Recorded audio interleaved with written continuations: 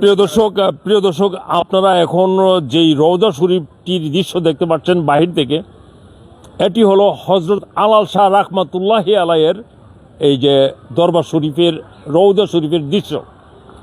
এটির অবস্থান হলো ব্রাহ্মণবাড়িয়া জেলার আশুগঞ্জ উপজেলাধীন, আশুগঞ্জের একবারে প্রাণকেন্দ্র চরচারতলা ইউনিয়নে এবং চরচারতলা গ্রামে।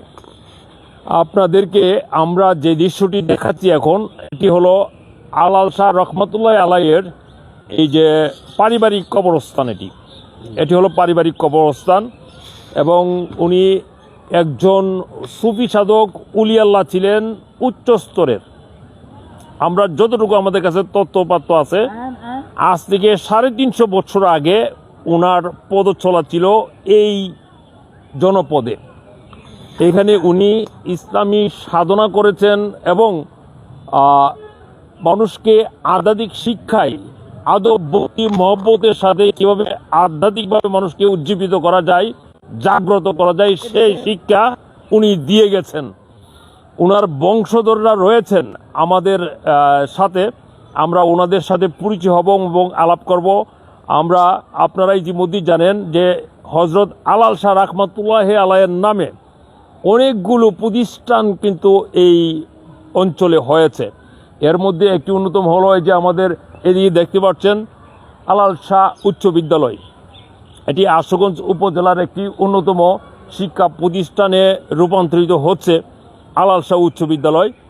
এছাড়া আরও অনেক প্রতিষ্ঠান রয়েছে ওনার নামে। আজ থেকে 350 বছর আগে উনি আধ্যাত্মিক শিক্ষা ধর্মপ্রচার কাজে নিয়োজিত ছিলেন। ওনাদের হাত ধরেই এই এলাকার মানুষ ধর্মপ্রাণ হয়েছেন, আধ্যাত্মিক শিক্ষাসহ নৈতিক শিক্ষায় শিক্ষিত হয়েছেন। আমাদের সাথে রয়েছেন বর্তমান উক্ত দরবার শরীফের আলাল শাহ মাজার এবং দরবার শরীফের সভাপতি আলমগীর খন্দকার, মোহাম্মদ সালাউদ্দিন খন্দকার। জি, মোহাম্মদ সালাউদ্দিন খন্দকার। প্রিয় দর্শক, মোহাম্মদ সালাউদ্দিন খন্দকার। আপনারা আরেকটি নাম জানবেন যে বীর মুক্তিযোদ্ধা জাহাঙ্গীর খন্দকার, ওনারই ভাই, ওনারই চাস্তো ভাই। আবার মুরব্বী রয়েছেন চাস্তো ভাই, আপনারও চাস্তো ভাই। আপনার নামটা কি? শহীদ মেহন্দকার। শহীদ মেহন্দকার। প্রিয় দর্শক, আমরা হজরত আলাল শাহ রাহমাতুল্লাহি আলাই, এই মহৎ ব্যক্তি, সুফি সাধক উলিয়াল্লাহ, ওনাদের অবদান এখনো আপনারা কিন্তু এই যে দৃশ্যমান আমরা যে এখনো আছি, এটা কিন্তু ওনারই এই যে অবদান। ওনাকে অনুসরণ করতে করতেই কিন্তু এই জনপদ এদিকে অগ্রসর হয়েছে। আমরা মুরব্বীর কাছ থেকে জানবো যে আলাল শাহ রহমাতুল্লাহি আলাই সম্পর্কে আপনি যতটুকু জানেন একটু স্মৃতিচারণ করেন। লাইফুরাত আছে আলাল শাহ বাবা। জি, পুকুরে করছে কাসেম শাহ। আচ্ছা, আমি ধরি আপনার হাত না জি বলে কোথেকে আসছিল? লাইফুরাত। জি, বুঝলেন? রায়পুরা থেকে। হ্যাঁ, লাইফুরাত আসছিল। কাসেম শাহ করছে বহুরি। কাসেম শাহ গরমের মধ্যে লাগা করলে 5 সাপ থাকতো। আচ্ছা, একটা হাফ কামড় দিছে না, বুঝলেন? এই জানি আমি। কাসেম শাহ কোনখানের? কাসেম শাহ আপনার বাড়ির নাতিন। মানে ওনারই বংশধর। আপনারা তো ওনারই বংশধর, আলাল শাহ বংশধর। অর্থাৎ চরচারতলা গ্রামের খন্দকার যে বংশটি রয়েছে, এটি আলাল শাহ বংশধর। খন্দকার মানে পোড়াটাই। আচ্ছা, আমরা সালাউদ্দিন খন্দকার সাহেবের কাছে যাব এবং ওনার কাছ থেকে আমরা উনি যতটুকু তথ্য আমাদের জানেন আর কি, আমরা এটা শেয়ার করব প্রিয় দর্শক আপনাদের সাথে। জি, আসসালামু আলাইকুম। আমি যতটুকু জানি, আলাল শাহ আমাদের আশুগঞ্জ এলাকায় আসছে আজ থেকে অনুমানিক 300-350 বছর আগে। আমরা এতটুকুই শুনছি, আশুগঞ্জ এলাকায় এই চরচারতলা গ্রাম যখন কিছুই ছিল না, তখন উনি এই জায়গার মধ্যে আইসা উনি তপস্যা করতেন। বর্তমানে যে মাজার শরীফ আছে, কবরস্থান আছে, এই জায়গাটা মোটামুটি হয়তো এই অনুমানিক কত শতক হইব? অনুমানিক 400-500 শতক জায়গা হবে। ওই জায়গাটা পোড়ারে উনি ছিলেন। 500 শতক? জি, অনুমানিক। ওই নদীর থেকে, ওই মেঘনা নদীর থেকে সামনে একটা বিল আছে, বিল পর্যন্ত জায়গাটা ওনারই ছিলেন। আচ্ছা আচ্ছা। উনি মাঝখানে উনি মাজারের জন্য কবরস্থান, স্কুল এবং মসজিদের জন্য জায়গাটা লেখা উনি বংশধরকে কিছু দূরে, মানে এই গ্রামেই কিছু দূরে এদিকে যাও, উনি জায়গা বসত বাড়ি করে দিয়েছে। আল্লাহ এই জায়গাটা শুধু ঘুরে দেন জি, তাহলে তো হবে। এই জায়গা কবরস্থান, মসজিদ, মাদ্রাসার জন্য লেখা হয়, উনি আমাদেরকে দূরে জায়গা করে দিচ্ছে আর কি। তো বলতে গেলে উনির যে গুণগান আমরা যতটুকু জানি, উনির অনেক গুণগান আছে। যেরকম উনি একসময় আমরা বাপসাদাদের কাছে, মুরব্বীদের কাছে শুনছি, উনি কারো গুরু বা কোনো পশু টশু মারা গেলে উনির কাছে কান্দাকারি করলে উনিও নাকি ওনাদেরকে জীবিত করে দিত, এরকম শুনছি। তবে শেষ শোনা একটা শুনছি, উনি যখন মারা গেছেন আমাদের কাশেপ আলাল শাহ, তখন উনির মেয়ের বাড়িতে মৃত সংবাদ নিয়ে গেছিল। যে লোক নিয়ে গেছিল উনির মেয়ে আসছে, কি হয়েছে যে আমার বাবা মারা গেছে, আলাল শাহ মারা গেছে। তখন উনির মেয়ে বললো, কোথায়, কোন সময় মারা গেছে? কালকে রাত্রে। বলছে না, কিছুক্ষণ আগে তো আমার কাছে থেকে আমার বাবা গেছে। তো এ ধরনের স্মৃতি আমাদের জানা আছে। তো এরকম বহু গুণগান উনির আছে। অনেকের যেমন ঘর বাঁধতে গিয়ে সেটা ঘরের কাঠ শর্ট হয়ে গেছে, বিস্তরি ভুলে কাঠ কম কাটছে, উনির কাছে কান্দাকারি করতে হবে, ঘরের কাঠ তো স্যার হুজুর আমরা বলে কম কাটা লাইছি। তো উনি বলছে কম কাটছে, সমস্যা নেই, বান্ধ দেখো গিয়ে হয়তো ঠিক হয়ে যেতে পারে। তো উনি গিয়ে দেখছে যে না, ঠিকই কাঠের জায়গার মতন ওর যতটুকু দরকার ছিল অতটুকুই কাঠ হয়ে গেছে। তো এরকম বহুত স্মৃতিচারণ উনির আছে আর কি। প্রিয় দর্শক, এগুলো হলো কিন্তু অলৌকিক ঘটনা। উলি আল্লাহদের ক্ষেত্রে এরকম অসংখ্য অলৌকিক ঘটনা রয়েছে। আর উলি আল্লাহদের দরবারগুলো এবং রওজা শরীফগুলো অত্যন্ত পবিত্র হিসাবে আমাদের এই ধর্মপ্রাণ মুসলমানরা এটাকে মান্য করে। এবং ওনাদের যে মহৎ শিক্ষাটা ছিল, আদব, ভক্তি, মহব্বতের সাথে যে আধ্যাত্মিক জ্ঞান, খোদাই জ্ঞান, যেটা আল্লাহ প্রদত্ত জ্ঞান, এই জ্ঞানের অধিকারী ওনারা ছিলেন। ওনারা সারাটা জীবন সাধনা করে গেছেন, যেই সাধনার বদৌলতে এই জনপদটি একটি আধুনিক জনপদে রূপান্তরিত হয়ে গেছে। আমাদের সাথে আরেক মুরব্বী রয়েছেন, আমরা ওনার সাথে একটু পরিচয় হব এবং একটু জানব হজরত আলাল শাহ রাহমাতুল্লাহি আলাই যে উরুস মুবারকের আয়োজন চলছে। আমরা এই কথাটি জানতে পারলাম। প্রিয় দর্শক, আমরা এখানে এসেছিলাম বাঙালির 21 পত্রিকার পক্ষ থেকে নেতৃবৃন্দ, বাংলাদেশ জাতীয়তাবাদী দলের যে নেতৃবৃন্দ, ওনাদের সাথে পরিচয় হওয়ার জন্য। এবং আগামীকাল ওনাদের একটি শোকসভা, বেগম খালেদা জিয়ার মৃত্যুতে শোকসভা ও দোয়া মাহফিলের অনুষ্ঠান ছিল এই চরচারতলা ইউনিয়ন বিএনপি কর্তৃক। কিন্তু এই শোকসভাটি স্থগিত করা হয়েছে এই হজরত আলাল শাহ রাহমাতুল্লাহি আলাইয়ের এই যে ওনার রওজা শরীফের বাৎসরিক যে উরুস, পবিত্র উরুস মুবারক, এই উরুস মুবারক উপলক্ষে গোটা এলাকা ব্যাপী একটি আলাদা পরিবেশ থাকবে, অনেক মানুষের আনাগোনা থাকবে, সবাই ব্যস্ত থাকবে, গ্রামবাসী সবাই, নেতৃবৃন্দ সহ সবাই ব্যস্ত থাকবে। সেই জন্য এই অনুষ্ঠানটি পিছিয়ে দেওয়া হচ্ছে। আমরা সেখান থেকে জানতে পারলাম আজ এইখানে অনুষ্ঠান, অর্থাৎ 14ই জানুয়ারি 2026-এর যে অনুষ্ঠানটি, এটি আগামীকাল অনুষ্ঠিত হবে। আমরা আমাদের এই ইউনিয়নের সম্মানিত সাধারণ সম্পাদক সেক্রেটারি হাবিবুর রহমান সাহেব রয়েছেন আমাদের সাথে, আমরা ওনার সাথে আলাপ করব। পাশাপাশি আমাদের মুরব্বী রয়েছেন। আপনার নামটা যদি বলুন। আমার নাম আলকাস খন্দকার। আলকাস খন্দকার। খন্দকার মানে হজরত আলাল শাহ রাহমাতুল্লাহি আলাইয়ের বংশধর। আচ্ছা, আপনি হজরত আলাল শাহ রাহমাতুল্লাহি আলাই সম্পর্কে যতটুকু জানেন আমাদের সাথে একটু শেয়ার করেন। আমরা তো বয়স হয়েছি, আমরা কত আসল সম্পন্ন কিছু বলার মতন ইয়া নাই, বুঝলেন। বয়স হইলে তো মানুষের সবারই ইয়া হয়ে যায়। তো এতটুকুই আমরা জানি, যেরকম দাদারা কইরে আইসে আমরাও মানে কইরা যেতেছি, বুঝলেন। এটা সবাই জানে, বুঝলেন। এই আমি বললাম। বংশ পরিক্রমায়, যুগের ধারাবাহিকতায় আজ থেকে 300 বছর আগে ওনার এই পদচারণা ছিল, এখানে ওনার সাধনা ছিল।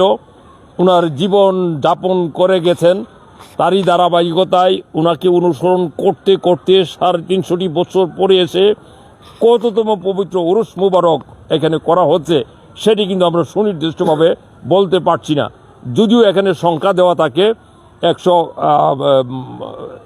150তম বা এই 160তম জিতে দেওয়া হোক, কিন্তু ধারণা করা হয় আজ থেকে 350 বছর আগে ও এই জনপদে উনার ব্যাপক আধ্যাত্মিক সাধনা এবং কর্মতৎপরতা ছিল। এই অবস্থার সার্বিক কার্যক্রম সম্পর্কে জানতে আমরা যাব জনাব হাবিবুর রহমান সাহেবের কাছে। বিসমিল্লাহির রহমানির রহিম। সরসারতলা ঐতিহ্যবাহী একজন কামেল পীর আসিল এবং একজন কামিলদার, উনি আমার বড় আব্বা হয়। আমার বড় আব্বার কাছে ওনার মেয়ে বিয়ে দিয়েছিল। তো ওনার জীবন দশায় আমরা কথা বলতে পারবো না, কিন্তু আমরা অনেকের কাছে অনেক ধরনের ওনার আধ্যাত্মিক কথাবার্তা শুনেছি। অত্যন্ত কামেল লোক ছিল। এবং ব্রাহ্মণবাড়িয়া হুমায়ুন ভাই যখন মন্ত্রী ছিলেন তখন আমাদের ৮২টা ইউনিয়নের সাথে ঝগড়া হয়েছিল। তখন ৮২টা লোকেরা বলতো যে চারতলা এত লম্বা বড় বড় লোক কীভাবে হইল, এটা সম্পূর্ণ আলাল শাহর কেরামত। তা আলহামদুলিল্লাহ আমরা এই চারতলার একটা ঐতিহ্যবাহী এবং ছোটো থেকে বড় পর্যন্ত ওনার মান্যগণ্য এবং সুনাম অর্জনের জন্য সব কিছুই করে এবং প্রতি বছরই এটা খুব নামদাম এবং পত্রিকায় নাম আসে। আলহামদুলিল্লাহ অত্যন্ত মানে জাঁকজমকভাবে এই মাজার অনুষ্ঠান করা হয়। এখানে মনে করেন 5 থেকে 10টা মানে মহিষ পড়ে এবং হাজার হাজার লক্ষ লক্ষ লোক আইসা, তার মুরিদারা আইসা, ভক্তবৃন্দরা আইসা এখানে মিলন মেলা বলা হয়, যেটাকে মিলন মেলার মতো হয়। এই আমাদের চরসারতলা ঐতিহ্যবাহী একটা গ্রাম এবং ঐতিহ্যবাহী একটা মাজার এবং ওনার সুনাম ধন্য সারা চতুর্দিকেই ছড়ে পড়ে আছে। আচ্ছা প্রিয় দর্শক, আমরা হজরত আলাল শাহ রাহমাতুল্লাহি আলাইহিকে শ্রদ্ধার সাথে স্মরণ করছি, আদব ভক্তি মহব্বতের সাথে স্মরণ করছি এবং স্মরণ করতে করতে আমরা ওনার রওজা শরীফের দিকে যাব। প্রিয় দর্শক, চলুন আমাদের সাথে, আপনাদেরকে আমরা রওজা শরীফটি একটু দেখাবো। তুমি একটু আগে চলো।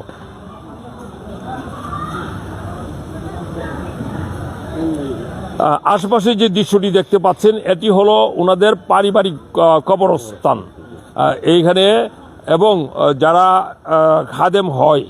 খাদেম হয় তারাও তাদেরকেও এখানেই দাফন করা হয়, তাই না? জি জি জি। আচ্ছা, দাফন করা হয়। আর আলাল শাহর বংশধর যারা আছে আর কি, সবার এই জায়গায় দাফন করা আলাল শাহর বংশধর। যেমন এখানে আইনুদ্দিন খন্দকার, জি, যেমন আমরা যদি দেখি এখানে জুলফু মিয়া খন্দকার, টুকু ফকির, হ্যাঁ, ওনারাও এই ওনার বংশধর এবং ওনারাও আধ্যাত্মিক লাইনেরই ছিলেন। প্রিয় দর্শক, আপনারা যে দৃশ্যটি দেখতে পাচ্ছেন এটি হজরত আলাল শাহ রাহমাতুল্লাহি আলাইহির রওজা শরীফ। এইখানে রওজা শরীফ কিন্তু কয়েকটি রওজা রয়েছে। এই রওজা শরীফ সম্পর্কেও আমরা একটু জানব আমাদের এখানে সালাউদ্দিন খন্দকার সাহেবের কাছ থেকে। আচ্ছা, এইখানে সালাউদ্দিন ভাই একটু আসেন। আচ্ছা, এখানে আমরা 3টা রওজা দেখতে পাচ্ছি। এই 3টা রওজার মধ্যে আসলে কার রওজা কোনটা? এখানে মাঝখানে যা রোজা আছে উনি হল হযরত আলাল শাহ রাহমাতুল্লাহি আলাইহি রোজা মাঝখানে, আর বাম পাশে মানে পশ্চিম পাশে যিনি আছেন উনি ছোট ছেলে আলাল শাহ রাহমাতুল্লাহি। আপনারা? জি জি, ওনার বংশধরই আমরা। জি। আর বাম পাশে যিনি আছেন, ডান পাশে যিনি আছেন উনি বলতে গেলে আমরা সোজা ভাষা মানে যেটা বুঝি আর কি, উনি নাতির নাতি। যেমন আমাদের এই বাইয়ের সিরিয়ালে উনি আসে আর কি, কিন্তু উনি দীর্ঘদিন যাবৎ এই দরবারের এই মাজারের খেদমত করে গেছেন এবং উনিও একজন আধ্যাত্মিক সাধক ছিলেন। এই জন্য এই 3 জনের রওজা, প্রিয় দর্শক, আমরা দেখাই, এই 3 জনের রওজা এখানে রয়েছে। আর পাশাপাশি আপনাদেরকে যেমনটি আমরা বলছিলাম, এখানে কিন্তু শরীয়তের সম্পূর্ণ বিধিবিধান মেনে এখানে অনুষ্ঠানগুলো উদযাপন করা হয়। আর আপনারা এই যে বাহিরের দৃশ্যটি দেখছেন, এই যে দৃশ্যটি আপনারা দেখছেন বাহিরের দৃশ্যটি, এইখানে কিন্তু আগামীকাল লোকে লোকারণ্য হয়ে যাবে। কিরকম লোক হবে বলে আপনারা প্রত্যাশা করছেন? এখানে অনেক দূর দূরান্ত থেকে লোকজন আসে, অনুমানিক প্রায় 1.5 থেকে 2 লাখ লোকের মতো হয়। এখানে আসে কাণ্ডা আসে, গান বাজনা নিয়ে আসে। তারপরে এখানে ঐতিহ্যবাহী একটা মাজার, অনেক পুরাতন একটা মাজার। এই মাজারের লোক সংখ্যা কেমন আসে সবে কেউ বলতে পারবে না। তা আশা করা যান থেকে আপনার 1.5 থেকে 2 লক্ষ লোকের মতো সমাগম হয় এবং মিলন মেলা হয়। একটি মিলন মেলা, এখানে আত্মার টানে আধ্যাত্মিক মানুষগুলো চলে আসেন।